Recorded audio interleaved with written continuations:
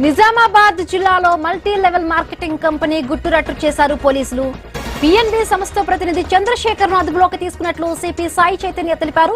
Easy money కోసం ఆశపడి చాలా మంది మోసపోయినట్లు గుర్తించామని స్పష్టం చేశారు.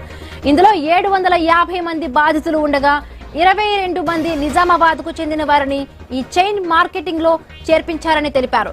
బాధితులు ₹1 కోటి పైగా మోసపోయారని, ఇటువంటి స్కీమ్లకు ప్రజలు దూరంగా ఉండాలని సిపి విజ్ఞప్తి చేశారు.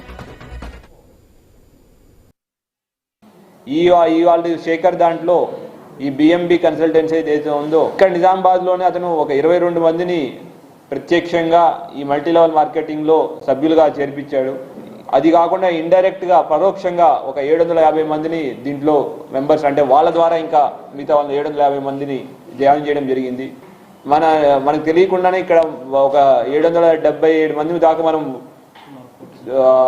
దీంట్లో ఈ స్కీమ్లో భాగస్వాములు అయ్యారు. సుమారు ₹1 కోటి పైనే వాళ్ళు దీంట్లో డబ్బులు పెట్టడం జరిగింది. సో ఇటువంటి స్కీములకి మన మీడియా మిత్రుల ద్వారా ఒక విజ్ఞప్తి, ప్రజలందరికీ ఇటువంటి స్కీముల నుంచి దూరంగా ఉండాలి.